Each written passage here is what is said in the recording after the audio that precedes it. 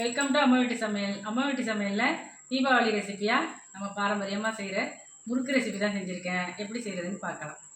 தீபாவளினாலே முறுக்கு தான் முதல் ஸ்பெஷலே. மற்ற பலகாரம்லாம் அடுத்தது தான் நமக்கு. அதனால் முறுக்கு எப்படி செய்கிறதுன்னு சரியான அளவுகளோட பார்க்கலாம். முதல்ல இதை அலசி சுத்தம் பண்ணி எடுத்துக்குவோம். இப்போ நல்லா இந்த அரிசியை அலசியாச்சு. நம்ம ஊற்றின தண்ணியாகவே இருக்கணும்.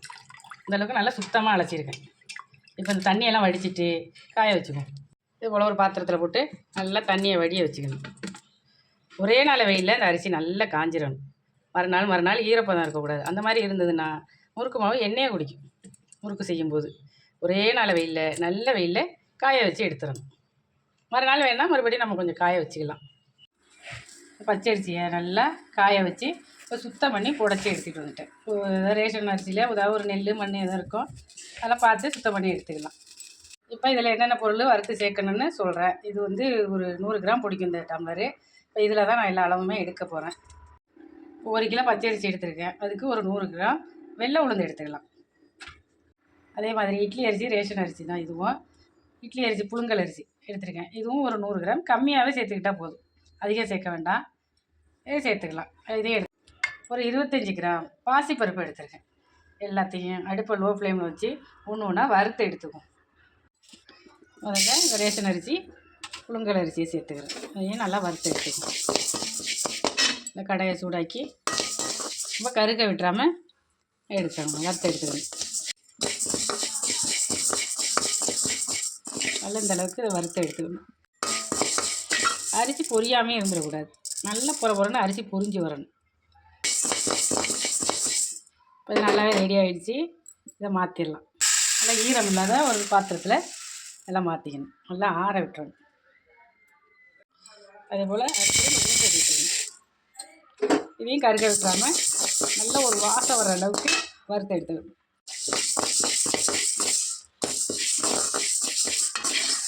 உளுந்து நல்லா இது போல் செவந்து வரணும். இது நல்லா ரெடி ஆகிடுச்சு. வறுக்கும்போது இந்த உளுந்துலையெல்லாம் ஒரு வாசம் வரும். அப்போ இதை மாற்றிடணும். அதே போல் இந்த பாசிப்பருப்பையும் சேர்த்துக்கிறோம்.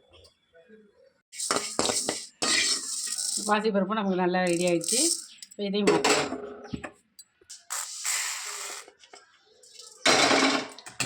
நல்லா எல்லாத்தையும் ஆற வச்சு அரிசியோடு சேர்த்து விசிலில் கொடுத்து அரைச்சிக்கிடுவோம். முறுக்கு மாவுன்னு சொன்னாலே அரைச்சி கொடுத்துருவாங்க.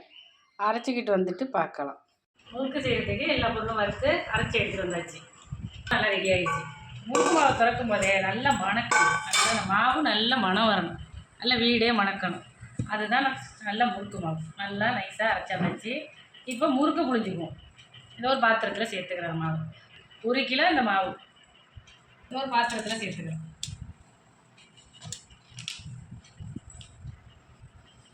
இதில் கொஞ்சமாக ஜீரகம் சேர்த்துக்கலாம். கொஞ்சம் கருப்பு எள்ளு, கொஞ்சம் வெள்ளை எள்ளு, கட்டி பெருங்காயத்தை எடுத்து நல்லா சுடு தண்ணியில் போட்டு இது போல் கரைச்சி வச்சுக்கணும். இந்த கட்டி பெருங்காயம் தான் நல்ல மணமாக இருக்கும். ஒரு சின்ன துண்டு அதையும் இப்போ இது கூட சேர்த்துக்கலாம். இந்த மாவுக்கு தேவையான உப்பு சேர்த்துக்கலாம்.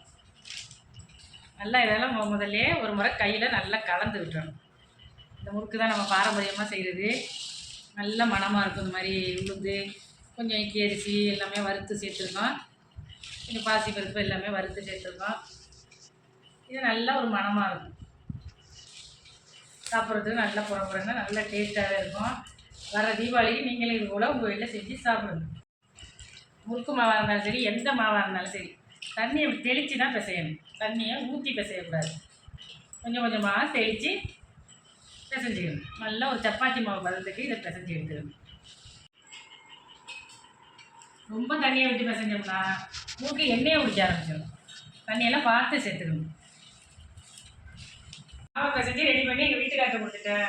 அவங்க தான் எப்போவுமே முறுக்குக்கு மாவு பிசைஞ்சு கொடுப்பாங்க. நல்லா பிசைஞ்சு கொடுப்பாங்க. அதனால் அவங்களே பிசைய வச்சுட்டேன். சரி, நான் பிசைஞ்சு தரேன். நீ போய் அந்த அடுப்பை பற்ற வச்சுடு.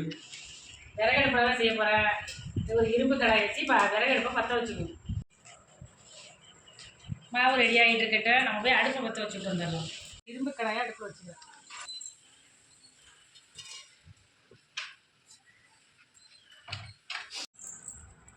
முறுக்கு மாவு இந்த அளவுக்கு பிசைஞ்சு எடுத்துக்கணும்.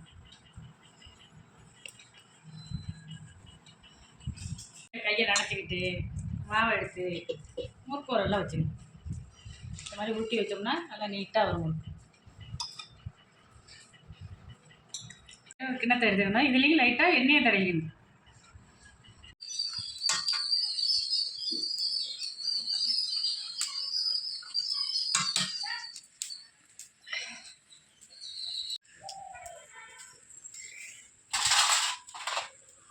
எண்ணெயை நல்லா காய வச்சு போட்டுக்கலாம்.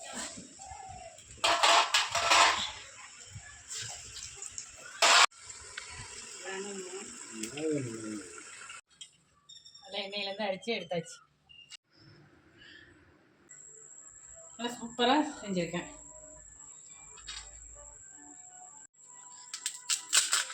நல்லா பொற பொறன்னா அருமையாக இருக்கும். நெக்ஸ்ட் வீடியோவில் பார்க்கலாம். பாய்.